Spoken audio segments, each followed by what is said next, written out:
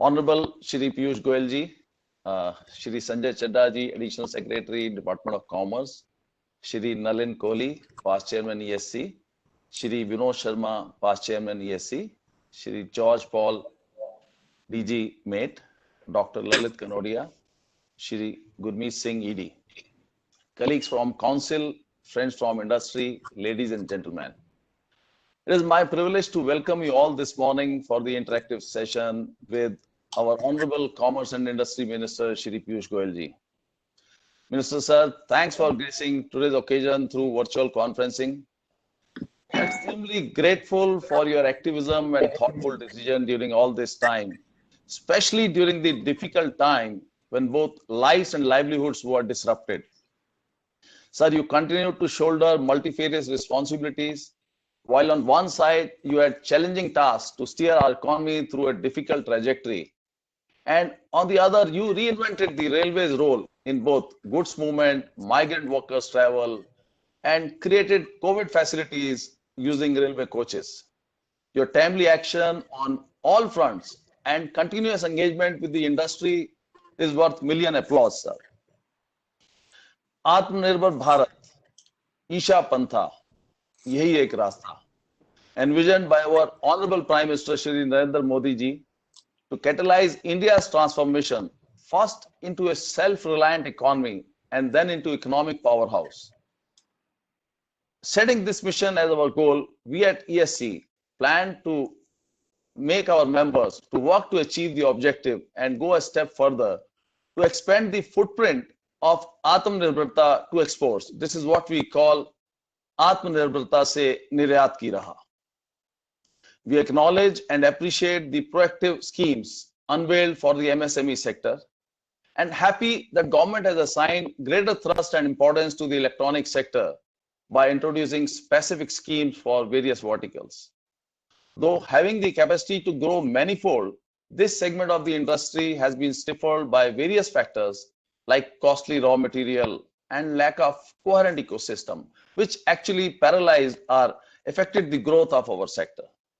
There is a strong need for us to focus on backward integration now and a value supply chain in electronics manufacturing to reduce our dependence on imports. And in fact, I will go as far as saying that we should do away with completely SKD and CKD, because under such dispensation, the domestic value addition is very low.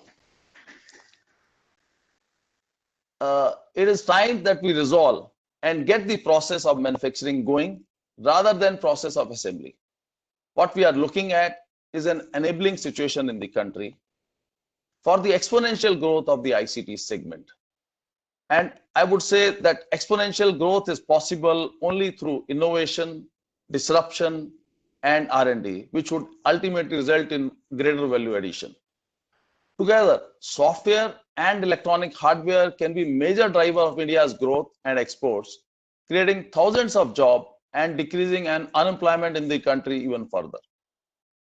Therefore, there is a larger need for industry and the government to work closely and set time-bound agenda and provide conducive environment to kickstart the development of ecosystem for electronics. So we in the industry also need to own the responsibility to think global and go global. We strongly feel that we also need to reinvent, to realize our potential. We have to realign our electronic hardware and software segments. We need to tap on the new emerging technologies which would disrupt the way we live today. We have various new technologies coming our ways, like artificial intelligence, drone, cloud, IoT, blockchain, etc. We feel that India can take lead and impress the world to look towards it for further development of these technologies in the future. And in fact, these technologies are needed to be brought to the core business area and evolve government strategy and policy that this time we not only ride the bus, but in fact drive it and take strong position in this vertical with China and other countries. I just like to add that this IoT vertical will see exponential growth with estimated USD 800 billion market size by 2025, which is very huge. assuming that we have currently $155 billion of export from the ICT segment. And if with India position rightly, we could be in a strong position to tap a majority share of this $800 billion market, which will actually have a huge spike in the exports. We as Council have taken the initiative and started tapping on this opportunity. And I'm glad to share with you, sir, that your ministry has approved our proposal and agreed to support us for organizing first AIoT show in 2021. And I would steal this opportunity to personally request your dates to inaugurate the show, sir. Sir, I just like to brief you something about ESC. ESC's history spans over 3 decades. It's closely interwoven with the ICT landscape of India. As an industry body, ESC represents the collective interests of over 1,000 electronic hardware companies and over 1,300 software service companies. We have 2 strong limbs, the electronic hardware and the computer software. And as part of catalyzing India's exports from these segments, ESC has been empowering its members in various ways, which includes participation in global fair and exhibition, RBSM, data analytics, and also as a policy interface between the members and the government. We have been assisting them all the time, and we have played very effective role during the COVID-19 pandemic. India's transformation to a major IT hub has been gradual and arduous. I was just going through the records and found that in 1989, when ESC was incepted, we had export a mere $200 million, sir. And I'm very proud to say that ESC has successfully steered the direction of India's electronic and software exports to achieve exports of $155 billion in 1920, which speaks volume of its success and commitment. With this, I will end my introductory remarks. Thank you so much for listening to me, sir. We have with us several stalwarts who will be giving their suggestions and embellishing the government industry interface in the ICT sector and how we could create an impressive trail both in the manufacturing and the export segment. I would now firstly like to invite Shri Nalin Kohli, past Chairman ESC and Chairman IndiaSoft and Arena Group with business interest in IT and defense. He has served on several important government and industry associations, committees, and has been a strong connect between the government and the industry, especially software industry in India. Over to you, Mr. Nalin Kohli, for sharing your thoughts. Thank you, Sandeep ji. Good morning, everyone. Shri Piyush Goyal, Honorable Minister for Commerce, Industry and Railways. Shri Sanjay Chadda, Additional Secretary, Department of Commerce. Shri Sandeep Narula, Chairman ESC. Distinguished fellow panelists, ESC members, ladies and gentlemen. It's really a privilege to have the Honorable Commerce and Industry Minister exclusively with our council. We often meet him as part of a group of council chairmen or at a CII platform. So, sir, thank you very much for taking out time, and you will have an opportunity to listen in greater detail about the opportunities that this sector has for exports. So I'd like to give you a quick snapshot of the Indian software and IT-enabled service exports.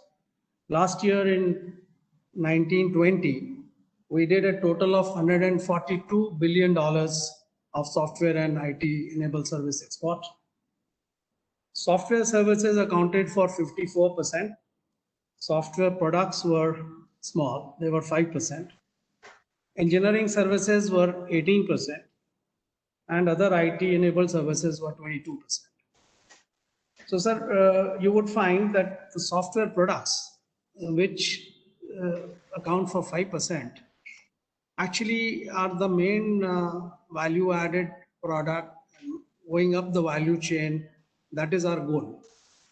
Our outsourcing industry for the North American business and for the European business is basically to do contract services.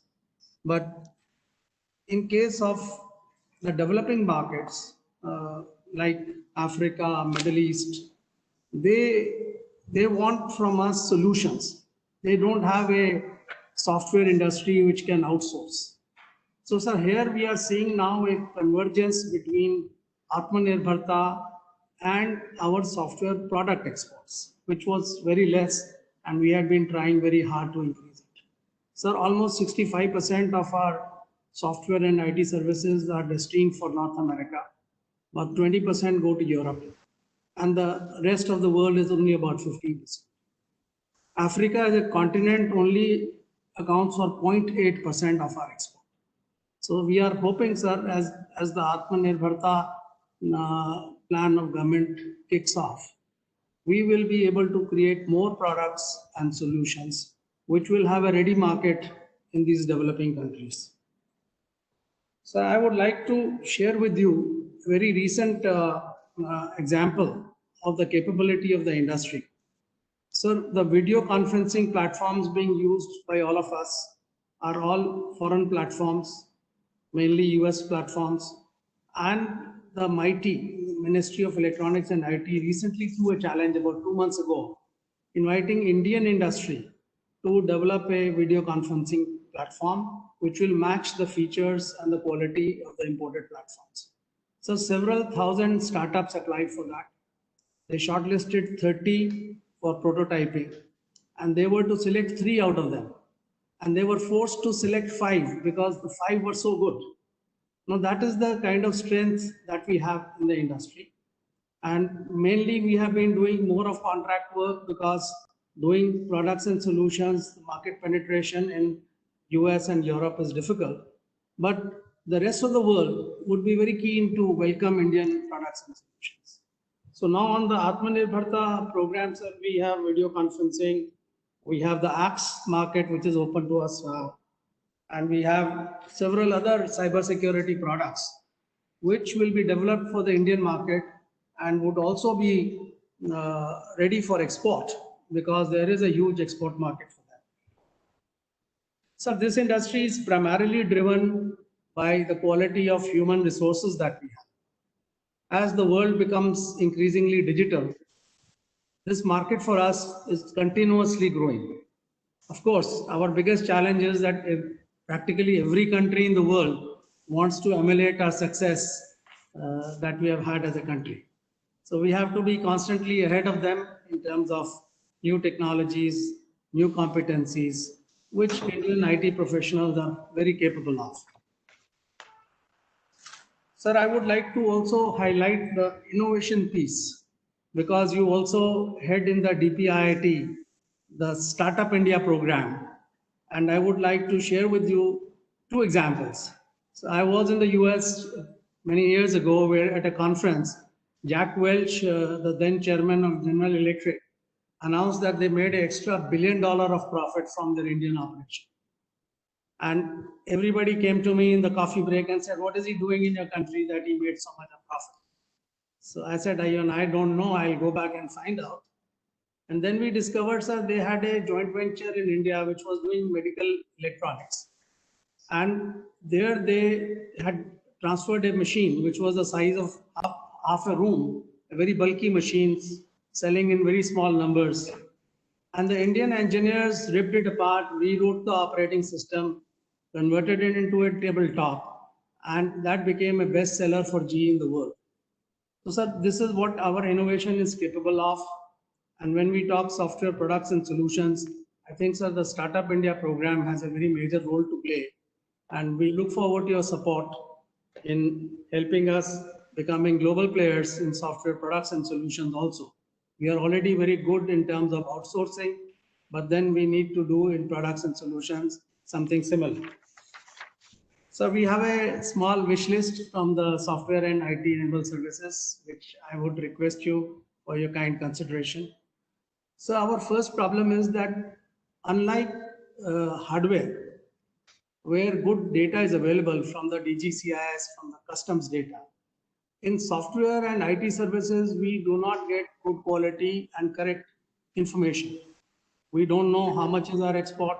We don't know what is the destination. We don't know how much is services, how much is products. So, sir, we have been requesting that the council should at least get data from all sources. Unlike hardware, sir, here the special economic zones, they do not share data with us. STPI gets some data because under law they have to issue a certificate to RBI. But I would request, sir, through you, that this data would be a big help if we start getting this data.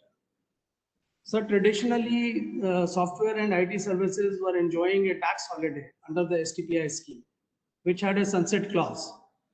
But now we are finding that we are even more disadvantaged as compared to ordinary non-IT services. So they get a SEIS and we don't even get a SEIS. So my request would be, sir, these are high value added IT services and we should at least be treated at par with other services in terms of SEIS. And sir, I have also one more request. We have a flagship event called IndiaSoft, which we have been doing for the last 20 years. This year, probably for the first time, we will have to do a digital show rather than a physical show. And we would request you to kindly accept to be the chief guest. There are about 300 Indian IT exporters are there and about 600 foreign buyers come there. It's a B2B show.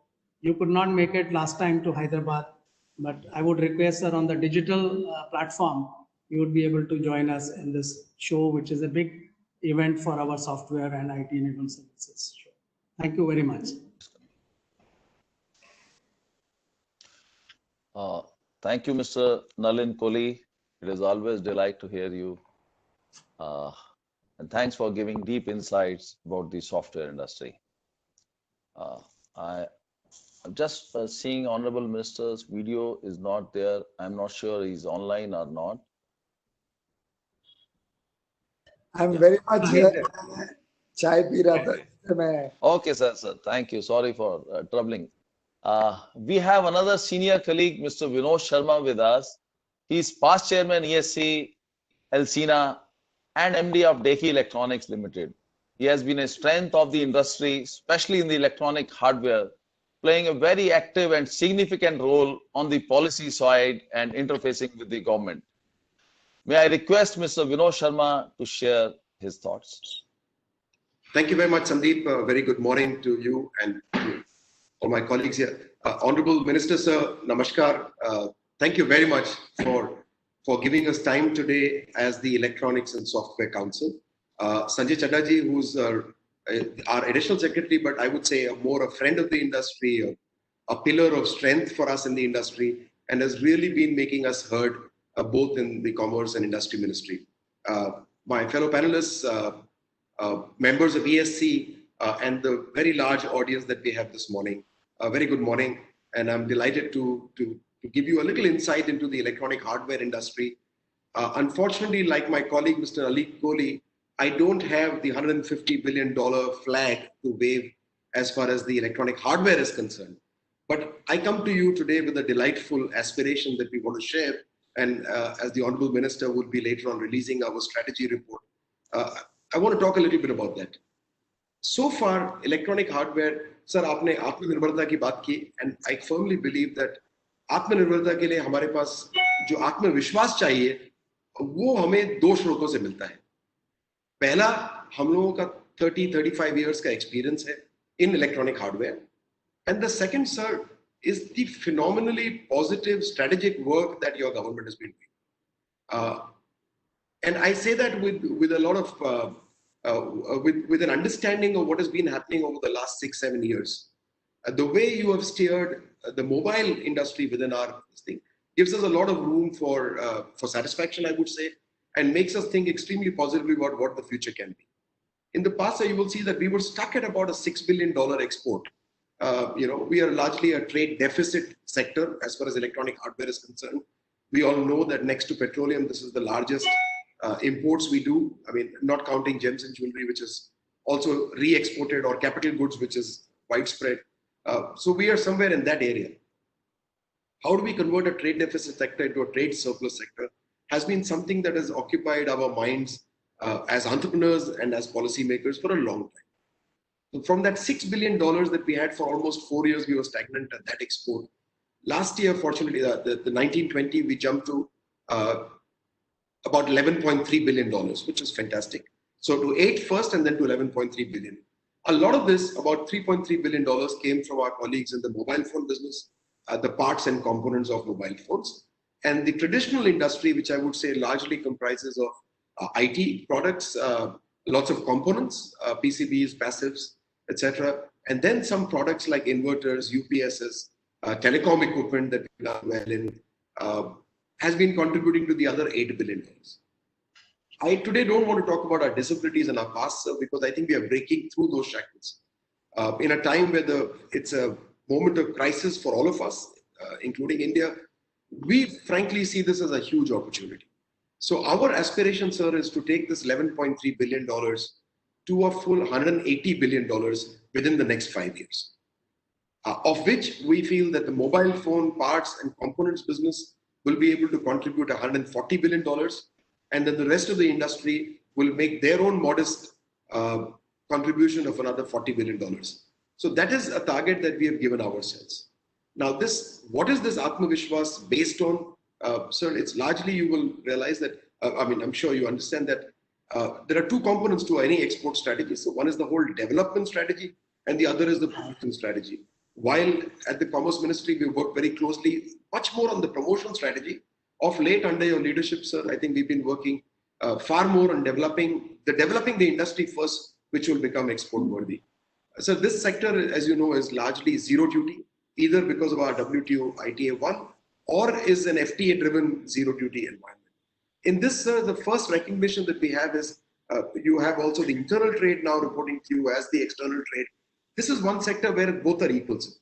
If I make a component in India, whether I sell it to somebody, my colleague within India, or I export it, I do the same good work of employing people in this country, adding value in this country, and saving some foreign exchange or earning some foreign exchange. So if we take the industry as a whole, so there are 4 P's that I think our whole development strategy is today based on, and I would urge that this strategy now be expanded to the entire electronics sector. First P, sir, is the PLI, the production linked incentive, phenomenally good scheme which has recently been announced largely for mobile phones and a little bit for components. There are some tweaks, sir, we have desired within the component part of it, because the threshold levels are a little too high and the investment to turnover ratio is 1:6. In components, sir, we normally don't achieve more than 1:2. But that's a minor detail. Our feeling is, sir, if the production linked incentive, which is a very bold step by the government of India to mitigate the disabilities that our sector has faced for a long time in a zero duty environment, if that average of 5% for 5 years is extended across the industry of electronics, I am 100% sure this $180 billion can be achieved. Number 2, sir.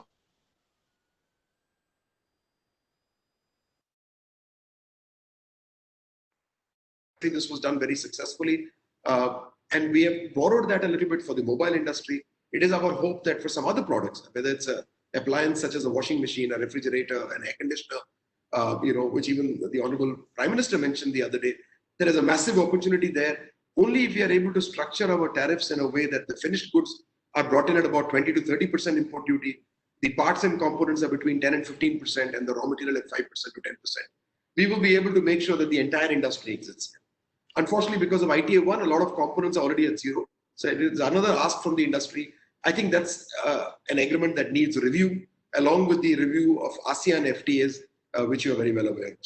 So the third P is very much within your ministry, and you have done I think your officers have done a phenomenal job of what I would call the public procurement order.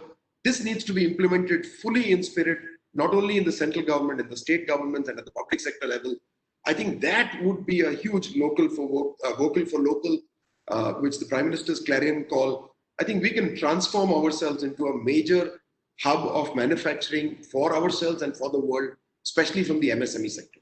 The last piece, the fourth one, is to do with policy measures. For example, in semiconductors, I know it's something very close to your heart. It's a strategic investment that we need to look at. Unfortunately, the private sector cannot do too much on their own because of just the fact that it's such a large investment. Recently, sir, the Taiwan semiconductor manufacturing, the largest fab in the world, was invited by US on very special terms. I think we will have to do something like that to bring in some fabs into India, look at the fabulous policy, and I'm sure my colleague George from BAIT will talk a little more about that. So there are some policies that can be done in that area. And so finally, Mr. Kohli very rightly mentioned innovation. and Sandeep ji also really, talked about it. The combination, the marriage of hardware and software, more as embedded software, embedded hardware, and the stuff that we can do is visible. In fact, to me, as an entrepreneur in electronics, social distancing means opportunity for electronics, because that is where we can solve those issues. So that innovation space needs to be rewarded. Maybe it can be made GST free. Anything that has an Indian IP embedded for 3 years, if we can give them a GST relief, that could be probably one of the other measures within the 4th P that I would put in.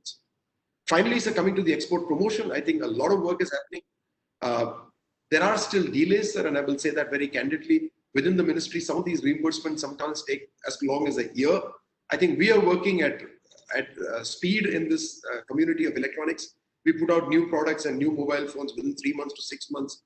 And I think, so your officers could also be asked to speed it up in such a way that all these promotional measures, whether they are RBSMs or our trips abroad, or the events that we do with the ministry's help, they can be made far more focused and they could be expedited. So with that, I will close my comments and really look forward to hearing you. Thank you very much. Thank you, Mr. Vinod Sharma. It was really very insight about the demands and about the industry. You have rightly chosen the word P. I think the biggest P start with, as our Honorable Minister's name, Piyush. So I think 4P will have its own, and you have carefully chosen the right. Thank you. We have among us Mr. George Paul, DG MATE, who has had string of successful associations with various industries body. May I request Mr. George Paul for sharing his views? Thank you, Sandeep.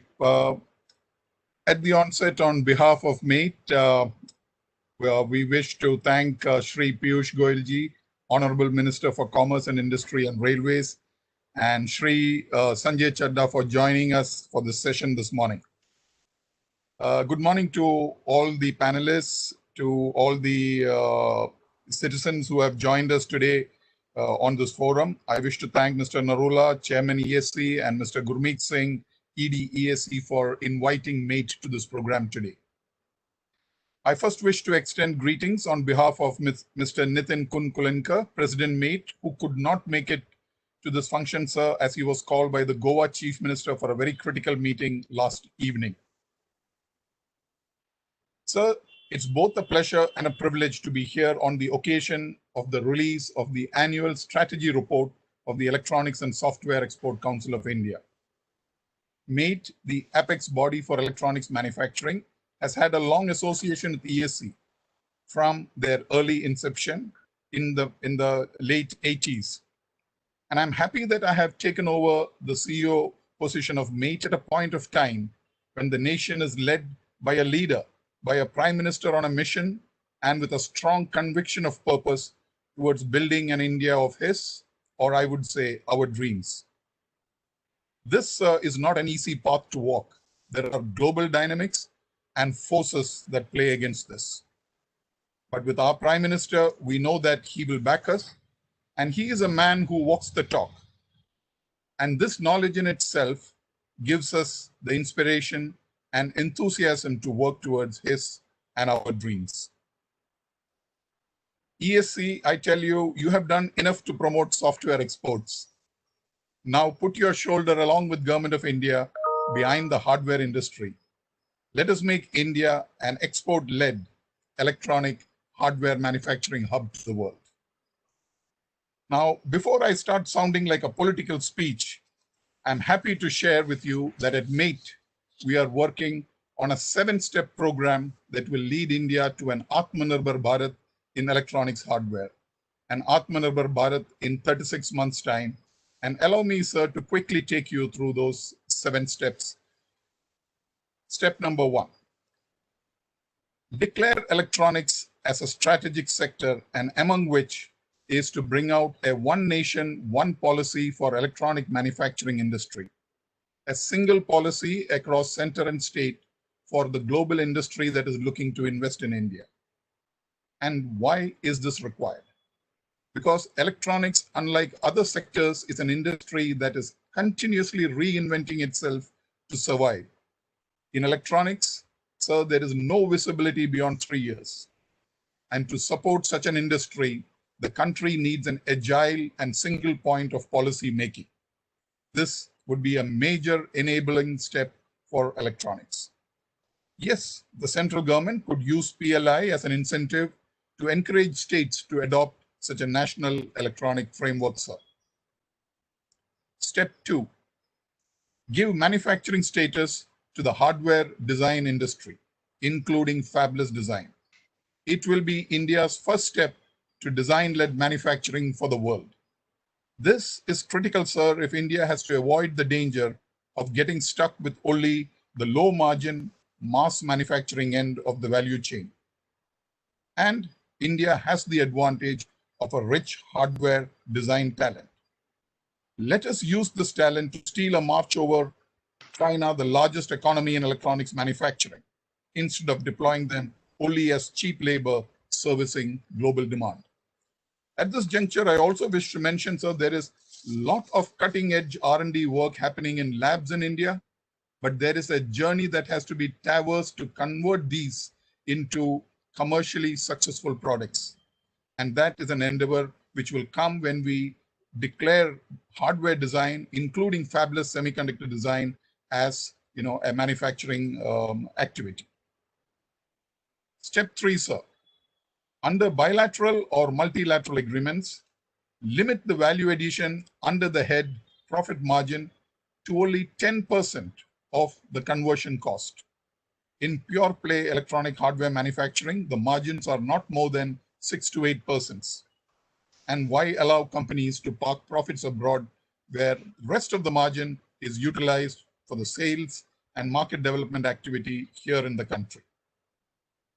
So step number 4, launch Amulya Ratan program, a program that champion Indian companies that tomorrow will go on to become global leaders in their product lines and become wealth creators to the nation. Sir, more of this in a separate note to you, sir. Step number 5, all of us know that we have to invest money to make money. Invest in PLI for the compute and communication subsector of electronics. Yes, all PLI to be backed by a well laid out roadmap of value addition in the country. Sir, if we have to shift the epicenter of electronic design and manufacturing into India, we have to shift the heart of electronics into India. Step number 6, sir. The heart of electronics is compute and communication. All of electronics revolves around these two. Unfortunately, these are bound by ITA 1. So 2 simple steps to overcome this handicap of ITA 1.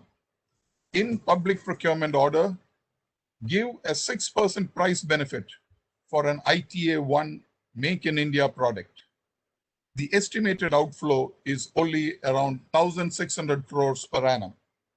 And India will build the foundation of a strong domestic and compute and communication electronic industry, which will then go on to become the launching pad for a global export industry out of India. Step number 7, PMA in public procurement. This has to be implemented across the nation. The states too should walk the talk. Today, most states do not follow the PMA in public procurement order. I understand we are in a federal structure, but here again, just like the agricultural reforms has been drawn up by the central government and its adoption encouraged in the states by linking it to the grants that go from the center, a similar such step needs to be taken in PMA, in PPO. This is very critical for electronics. So this was in brief the 7 steps that MATE has envisioned. It is our little aspiration. And if we are allowed to dream, aim for $300 billion in 3 years' time. And at MATE, we look forward to work with you in making India an Atmanirbhar in electronics hardware. Thank you, sir. Jai Hind. Thank you, Mr. George Paul. I think your 7 steps will go a long way for getting the electronics right on to the track for the export market. We have got more than 300 members joining this webinar from across the country. And I know all of them are very keen to listen to the Honorable Minister. So no disruption. I request Honorable Minister to address the gathering.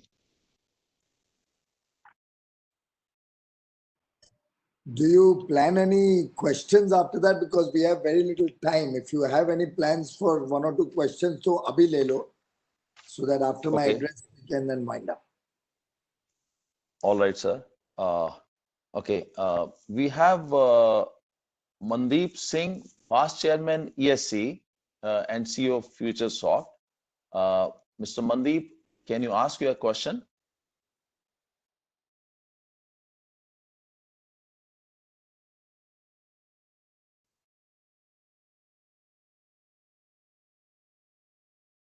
We're just unmuting Mandeep. 1 second, please.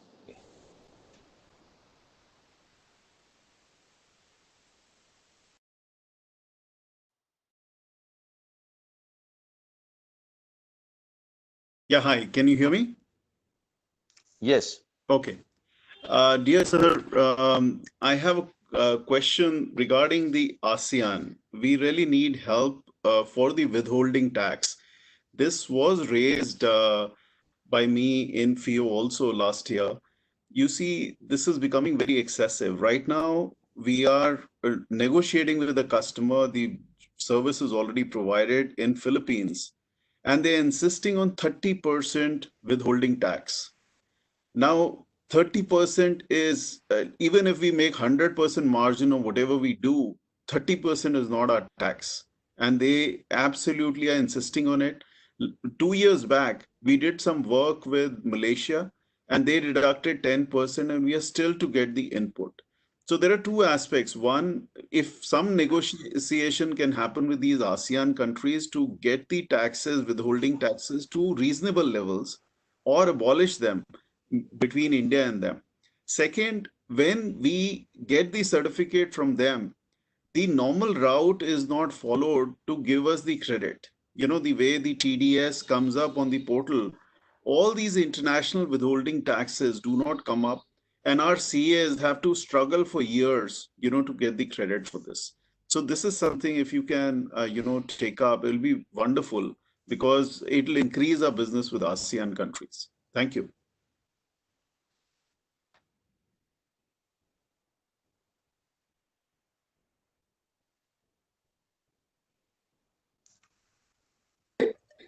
Is that it or any more? Yes, sir. That's about it. Thanks.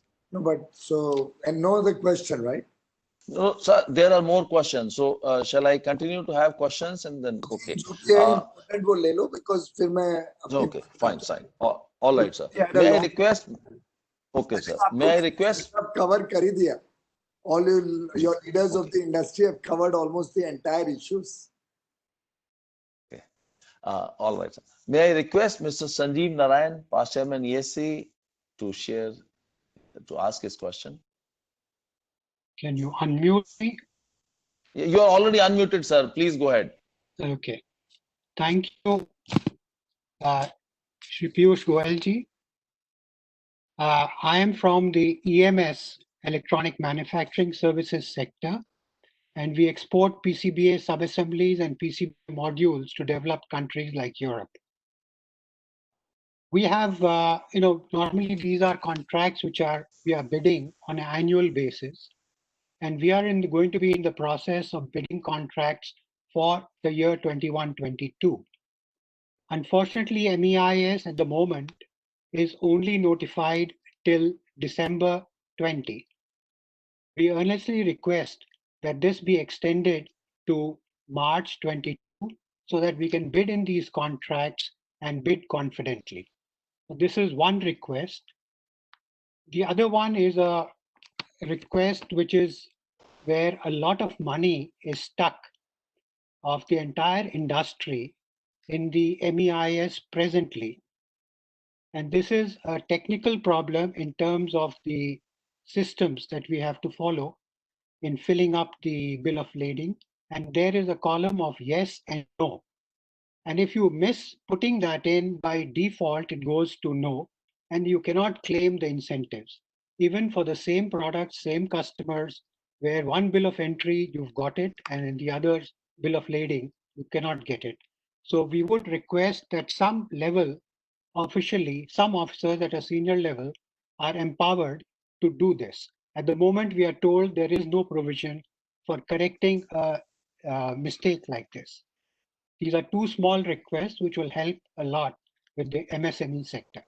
Thank you, sir. Thank you, Mr. Sanjeev. Now, may I request Mr. Sunil Vachani, past chairman ESC and MD Dixon Electronics Limited, to ask his question, please. Thank you, Sandeep. Sir, we at Dixon are the largest electronic manufacturing services company. My question is, sir, relating to the Make in India campaign. And one of the low-hanging fruits, sir, today is the LED televisions. So the market, sir, today in India is about 14 million pieces per year. And almost 40% of the TVs are still imported into India. And that's because of a policy issue, sir, wherein the biggest component, which is about 65% of the cost, the open cell, there was a duty imposed on it, sir, of almost 10%. And then it was reduced to 5%, which led to many companies exiting India. And a large multinational company, in fact, shifted their manufacturing out of India to Vietnam. So, sir, my request is if there can be consistency in the policy and there can be a zero duty on the open cell, which is there for the last year. So zero duty was brought in last year through a notification, but this notification is valid only up to September this year. So our request is that there should be a consistency in the policy. A PMP should be defined because open cell right now, sir, is a fab and there is no investment in the country. And even if someone tries to set it up right now, it's going to take at least 4 years for the fab to come in. So our request is, sir, that if the PMP can be announced and in the PMP, we can say that, yes, duty will be imposed on the open cell after about 4 years when the plant is there, which would result in many companies having a clarity on the policy and putting in the investments into India. So that was a request, sir. Thank you so much.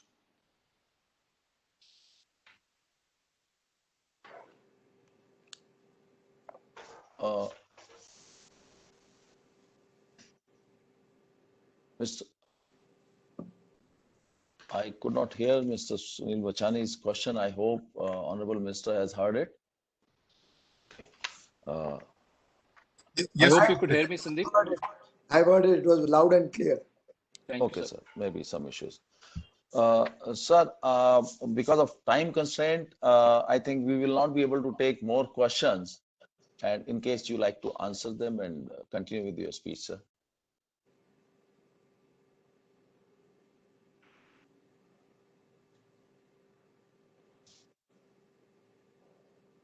You're on mute, sir. Thank you very much, Mr. Sandeep Narula, Chairman of ESC, Mr. Nalin Kohli, Vinod Sharma ji, Mr.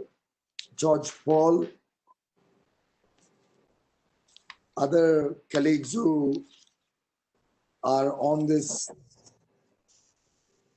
call right now, and this interactive session organized by the Electronics and Computer Software Export Promotion. Ladies and gentlemen, I'm quite delighted to be interacting with you, particularly given the very challenging period that all of us are going through. We have a pandemic which has affected our businesses. Good morning, in fact, businesses worldwide. Good morning, कौन जा रहा है? Cannot please. अभी तो कोई नहीं जा रहा है. साहब ने कोई कागज भेजे. Can the administrator put everybody else on mute? मुझे नहीं पता. बता के कैसे मिलके जाए. अगर जो जा रहा है तो मुझसे बात करके जाए. So Home Ministry always gets the highest priority. So we are clearly in very challenging times. The pandemic has affected global economy and India. But at the same time, I'm personally very delighted that Indian industry has withstood this challenge extremely well, with a great deal of confidence, with a great deal of commitment to our national interest.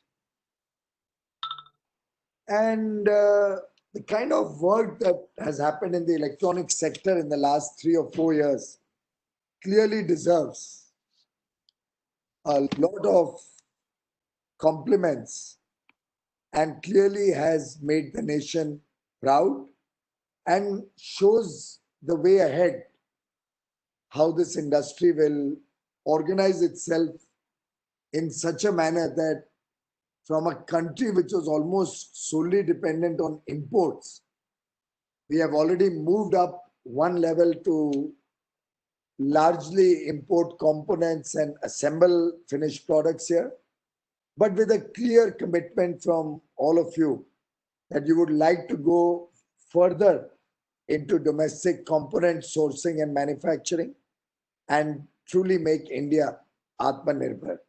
In fact, what Sunil Vachani just now mentioned about televisions, incidentally, is one of the areas identified by our ministry to focus on and see how we can get back televisions, air conditioners, closed circuit TVs, all of these equipment, which is, there's no rocket science in.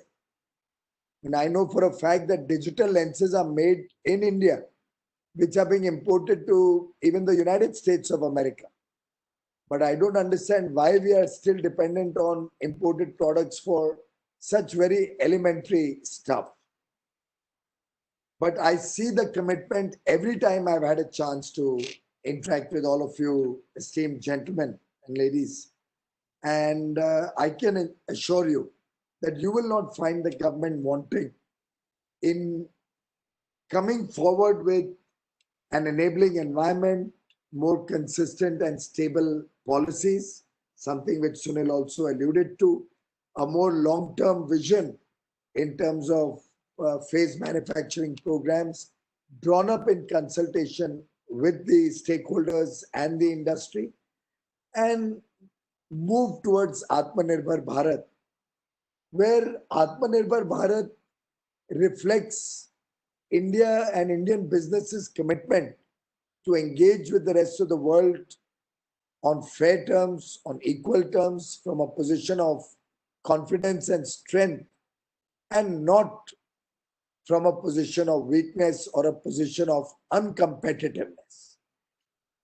I'm convinced that given the abilities of our Indian entrepreneurs and the skilled technological base that our people offer, we can progress from our current levels of indigenization to far, far bigger indigenous production levels.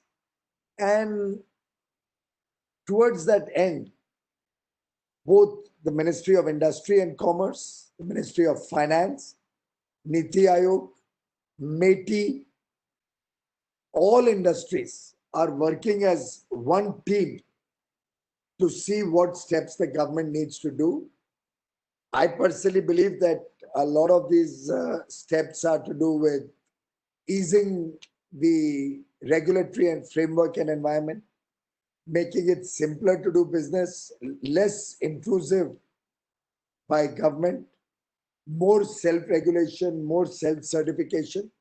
And you might have observed the Honorable Prime Minister has consistently focused on trust and said that trust will be the defining feature for making Indian industry really flourish and become globally competitive, provider of global products, expanding economies of scale to bring better cost efficiencies, better quality products in our ecosystem. And if you recall the Prime Minister's address about Atmanirbhar Bharat, where he spoke about the 5 pillars which will drive India's self-reliance story. The 5 pillars being the economy, infrastructure, technology-driven systems, vibrant demography, and demand. And to my mind, it summarizes all that we discussed or heard even earlier during this very important program. All of us are concerned that logistics costs should be made affordable, should be made more competitive.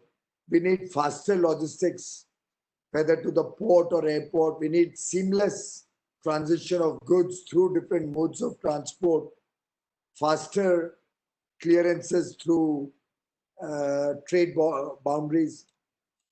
We are all very clear that we'll have to engage with technology both through innovation, R&D in India, as again was mentioned by some of the speakers before me, but yet in some cases also invite technology to come from the rest of the world. I mean, as we speak, we are on a WebEx event. We are using an imported technology successfully. But I've also read in today's paper that there's going to be a 100,000 people VC on indigenously developed technology. Now, that's the strength of India, that we can engage with foreign technology, but also we have the ability to come up with our own solutions, which are both cost competitive and possibly second to none in the world. And to my mind, your industry has shown the way how we can truly make that happen. And I assure you that as long as we can maintain that trust between each other, as long as government doesn't become intrusive in your work, and your stakeholders also maintain that trust in terms of fulfilling the value addition, in terms of fulfilling the phase manufacturing program as per defined timelines, and all the various ingredients that go into the business. To my mind, nothing can stop your industry. And for you particularly, it's so simple. Look at the success of your own sister. I'm talking to the manufacturers. Look at how the services sector has performed. And I have said it on more occasions than one. The success of IT and software and BPO and the entire services in the IT framework is largely because they remain free of government interference. And to my mind, that is what we should gradually move and push towards in the electronic sector also. I would urge you to look at some clusters. I would urge you to look at maybe some developments where a whole ecosystem can be created with all the necessary labs, testing labs, common services, getting plug and play infrastructure to the units, ensuring all clearances coming online without any human interface. And towards that end, while we are working in DPIIT to create this framework of a single window, and I was saying yesterday in a program, a genuine single window where you don't open up doors behind the window. So you don't open a window only to see so many doors behind it. But we are working on that. We are working also on mapping the entire land bank available for industry and industrial development. And I would invite you to talk to DPIIT. Pick up area of your choice where you think the logistics, skilled manpower, and the entire ecosystem can be supported and created. And we are willing to go that extra mile and do whatever it takes to create such a cluster of industry. And it should be world class. It should be second to none in the world. In fact, we can learn from the mistakes of the others. There is no limitation of land. Sufficient and more land is available. We can make sure that it's available at competitive prices. We can ensure, even we can talk to the state governments to see what the government will do to ensure that your businesses have sustainable long-term, let's say, for example, power at an affordable price. So I'm happy to talk to a state government and say, look, we'll get you a electronics entire ecosystem over 1,000 acres of land or 2,000 acres of land. Maybe 500-700 units will come up, big and small. It'll entail an investment of X value. It'll provide jobs to so many 100,000 people or so many million people, directly and indirectly. It'll create an ecosystem where you will have hotels and restaurants and dhabas and taxi services. You'll create a whole township almost in a way. And in the current atmosphere, we'll probably even look at creating adequate housing. Just like you go to Jebel Ali in Dubai, you can't start your unit till you first ensured a bed and breakfast for every single person working in your company. You first book the space. You say, I need 300 workers. You book space where those 300 are going to live. They don't go to the slums. They get decent, quality, hygienic, sanitized, and human way to live. And that, to my mind, is going to be the learnings of this pandemic. That's how we're going to convert this crisis, this challenge, also into an opportunity to metamorphose, to reinvent, reinvigorate the India story. Make it better for all the people who support the Indian economy. And maybe I can talk to the state government that, look, we'll do all this. You commit for the next 10 years. Power will be available at X price, whatever we can mutually agree on. Water will be ensured at least to so much quantity at affordable prices. You will give us support in terms of whether it is change in land use, whether it's immediate environment approvals. You are in any case a green industry by and large, except for the fab. And we really want to see a fab come up quickly. I would urge all of you, please apply your mind. Tell us what the government needs to do. We need to have the fab coming to India quickly enough. That's the one missing piece. And I feel very sad when I have to hear that 65% of the television cost cannot be indigenized, at least for 4 years. I don't know.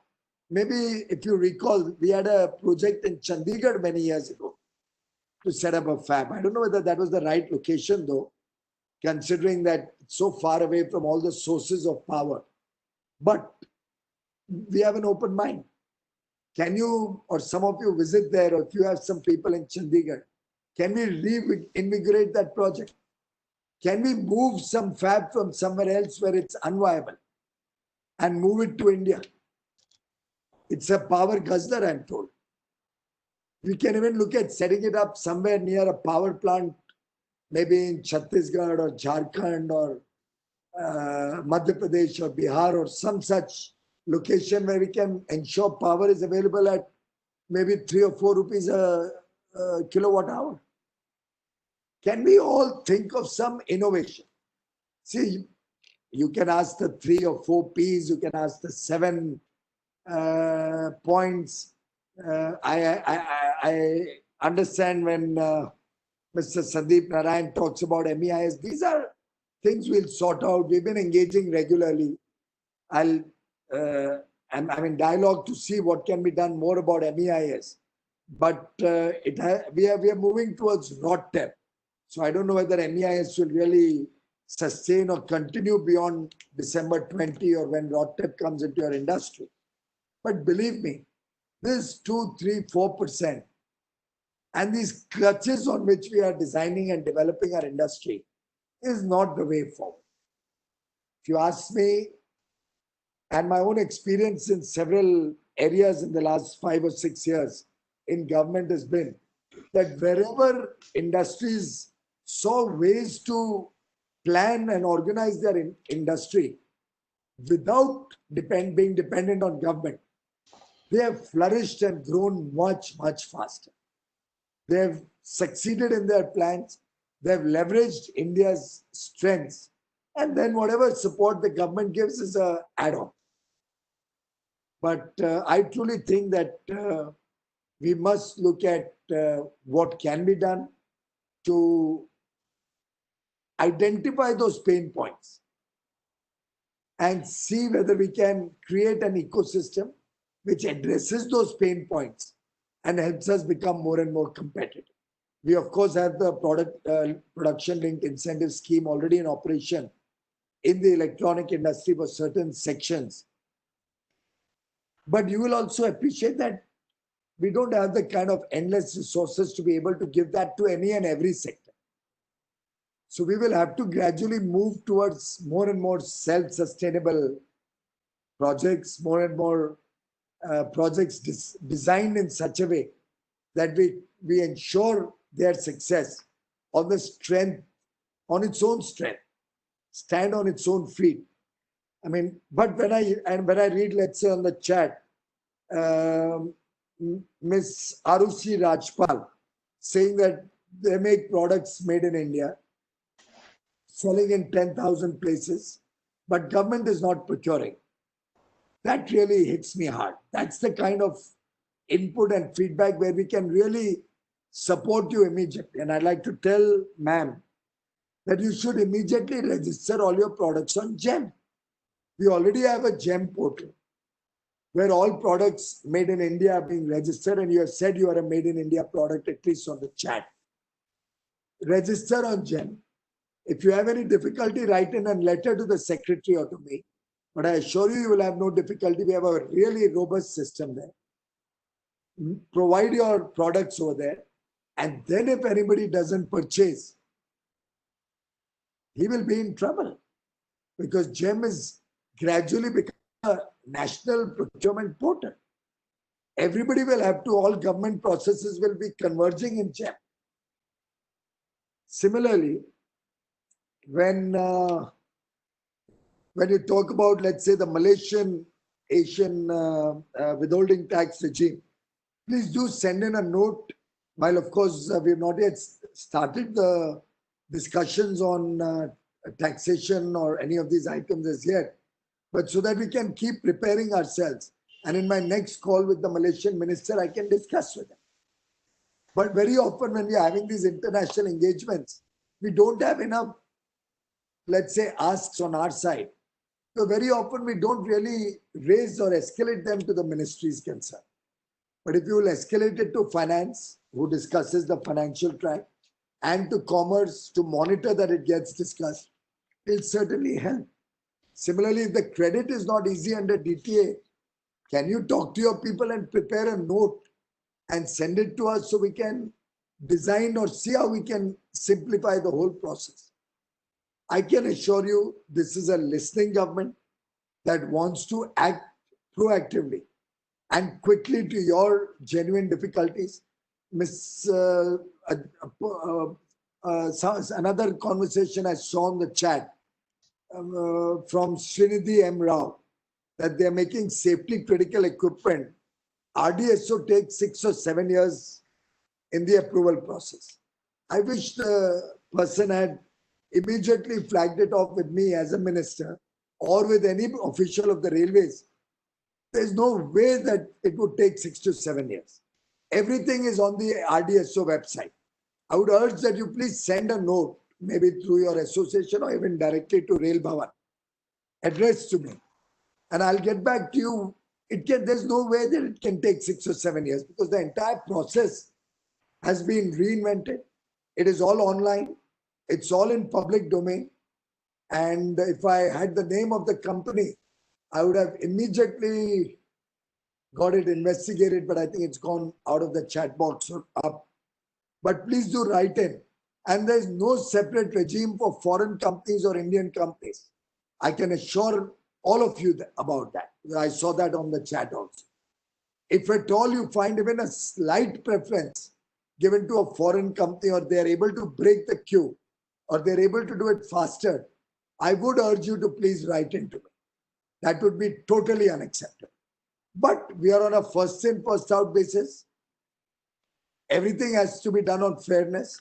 If your product doesn't meet the specs and somebody else's meets the specs, that part I cannot do anything about it. These are safety equipment, you have said, safety critical equipment. So obviously it has to meet the safety standard. But you have a court of appeal, you must let us know so that we can truly act on it. Somebody on the chat also spoke about MSME funding scheme is not making its way properly to end MSMEs. I'm surprised to hear that, because as industry minister, I'm engaging with you all, and Sandeep knows, Nalin knows that I've been engaging almost 8 or 10, 12 VCs every day. He's already coming to remind me that I've short my time by 15 minutes already. But from nowhere have I got this complaint. It could be a localized issue at the branch or wherever you're talking about. Should immediately write it to the finance minister or escalate it to a senior level over there. But there's no way that there can be anybody who can interfere with a government guaranteed. It's a 100% government guaranteed scheme. Bankers also have no problem in lending that money. But you have to, of course, do whatever the process the bankers have stipulated. I'm not personally aware of that.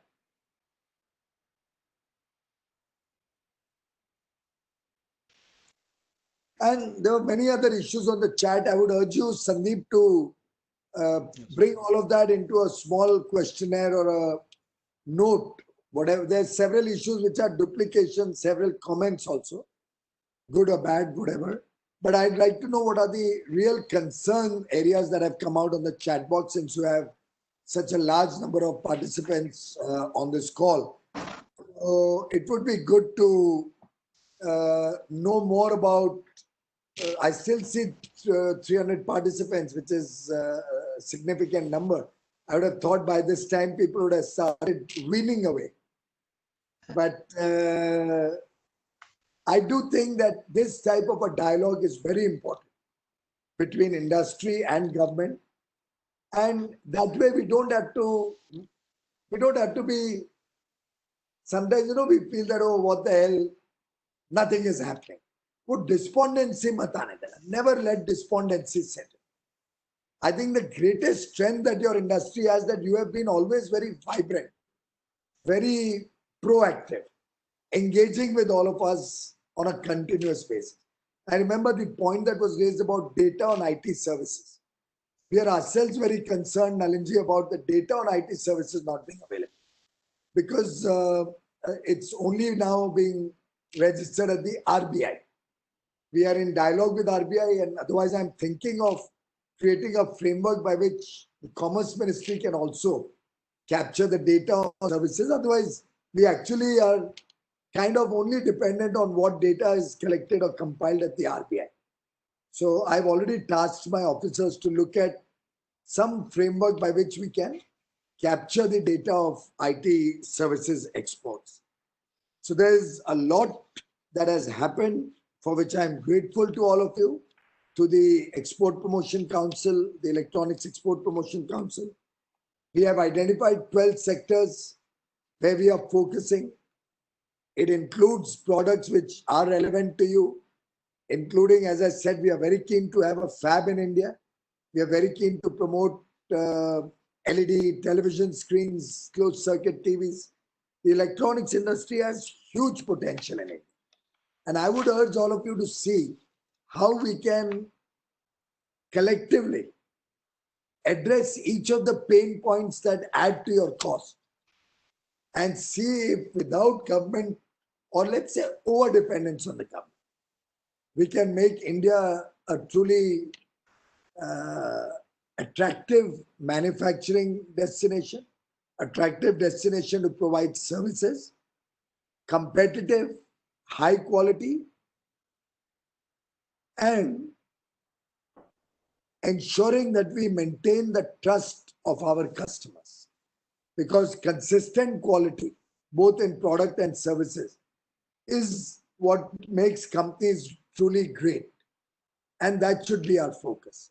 It should not be that the samples are very good or the first few consignments are good, and after that we see a deterioration. So your strategy paper for Atmanirbhar Bharat, Nirbharta se Niryat ki aur, is another good initiative that you have come up with. I compliment you on this initiative and this kind of a feedback. And I believe this will also give me some feedback on what are the constraints, what are the issues that you would like us to address, so that our policy making can be more meaningful, can be more focused, can actually work towards the advantage of the industry in a time-bound manner. Of course, as I heard before, and as I believe the book also brings out a lot of asks in terms of capital subsidies and production subsidies and etc. But I would hope that you would reconsider this position and see how industry also can become Atmanirbhar. Industry also starts planning to stand on its own feet. And we on our part assure you that we will not leave any stone unturned so that the success of the electronic industry takes us to a net surplus in terms of our foreign exchange earnings on the electronic industry as a whole. We have made rapid improvements in the last 3 or 4 years since the thrust was given to production-linked, since the thrust was given to phased manufacturing programs in the country. Now with this production-linked incentive scheme, I believe the next level of thrust will be available. And going forward, let us collectively work to see what we can do to achieve the national mission that has been announced in the budget of 2020, the national mission on quantum technologies and applications. Let us as an industry also see what we can do, both on the R&D side within India, on innovation in India, but also engaging with the rest of the world to get the best of technologies to India. I think collectively, if we create an ecosystem that supports manufacturing, supports services, particularly with services moving for work from home, I think India will become now a great place where we can actually provide to the rest of the world, with or without visas, fantastic value propositions. And I do hope all of you are reimagining your own business models to capture larger share of global trade.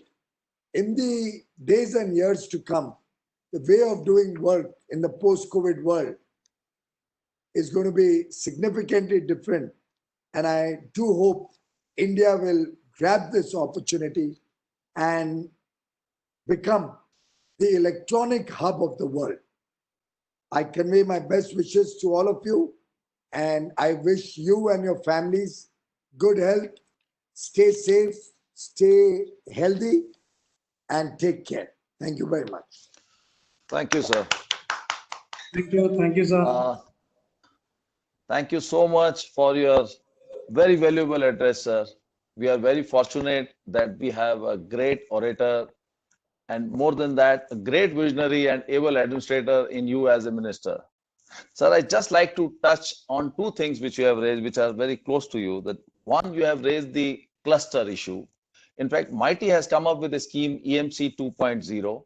That scheme is good, but as ESC, we have been considering to work on that scheme. We have found some handicaps, and we will seek your intervention in resolving those, sir. Second issue, sir, you have expressed the desire to have the fab. Sir, as ESC, we have been closely working on the study, and we'll soon come out with a study on the fab, and that will be more like a solution statement than a problem statement, sir. So I just want to share with this you. Now, sir, very important part that we have now, as you mentioned, we have prepared a strategy paper, and that strategy paper is for industry to take the right shape in times to come. At the outset, I would like to acknowledge the guidance of Shri Sanjay Chadha, Additional Secretary, Ministry of Commerce, who has helped us a lot in shaping up this paper. And we have done an in-depth study on various issues affecting electronic manufacturing and highlighted necessary actions to be taken, which will help the Indian electronic industry enhance their manufacturing export. So this will again be like a solution statement. I hope this will be benefited. This will get the benefit for the industry and the government. So faster, please. I have. Okay, sir. All right, sir. Sir, may I request, you have got a copy of the study paper. If you can release that, sir, I'll just. Sign of the changing times, huh? Yeah.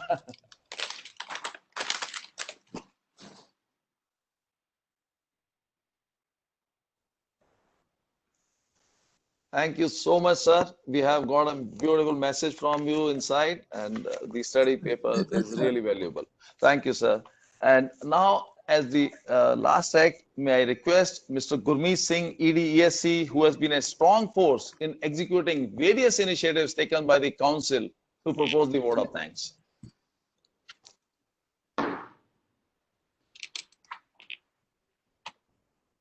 Thank you, Mr. Chairman. On behalf of the Executive Committee of the Electronics and Computer Software Export Promotion Council and over 2,300 member exporters from the IT and electronics fraternity, it is my proud privilege to propose a hearty vote of thanks to our Honorable Commerce and Industry Minister Shri Piyush Goyal ji for enlightening us with his thoughts.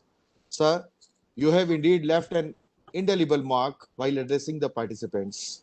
Your words of encouragement have committed us in the Council to work more assiduously and propel India's ICT exports to achieve greater heights. The Council shall remain grateful to you for having spread your valuable time, support, and matured guidance provided by you. Sir, we are thankful to other speakers for sharing their views today in the session. We are in the middle of an unprecedented pandemic, never unforeseen before, and considered worst in more than a century. It has jolted everyone out of their comfort zones, from most developed and powerful to developing or underdeveloping. All the economies of the world are struggling to cope with the loss of lives as well as livelihood. However, difficult times call for an innovative approach and out-of-box thinking, and that's why this session to chart out strategies to not only revive but to make stronger presence and progress in the field of electronics hardware and IT industry is important. Electronics is at the core of all the technological advancements, and at present, when the demand for cutting-edge technology in biomedical tools, equipments, and machines to fight current pandemic is at the heightened level, our industry needs to come forward to help the country and the mankind. Also, sir, as more and more countries are turning against product manufactured in China, we have a very good opportunity to make inroads to those markets which were so far dependent on Chinese products. As our Honorable Prime Minister Shri Narendra Modi ji has given a call to Indian industries to become Atmanirbhar, and earlier for Make in India, electronics industry is ready to embark upon from Nirbharta to Niryat ki aur and bring qualitative changes to our economic development. There is an important saying that when the river is turbulent, fish come up, which means ample opportunities for the fishermen. It is a godsend opportunity for the electronics, hardware, and IT industry to become a catalyst of economic growth. What once IT and communications, more specifically software industry, did for the economy, it's time for us to do and take Indian economy on a sustained higher growth path. With these words, we sincerely thank the Honorable Commerce and Industry Minister for giving us his invaluable time and setting the agenda for us to move forward. Thank you so much for all the time today and all the participants for joining us today morning. And we look forward to your participation and suggestions to the council so that the same can be taken up by the council with the appropriate authorities. Thank you so much, everyone. Thank you. Thank you. Thank you, sir. Thank you very much, sir.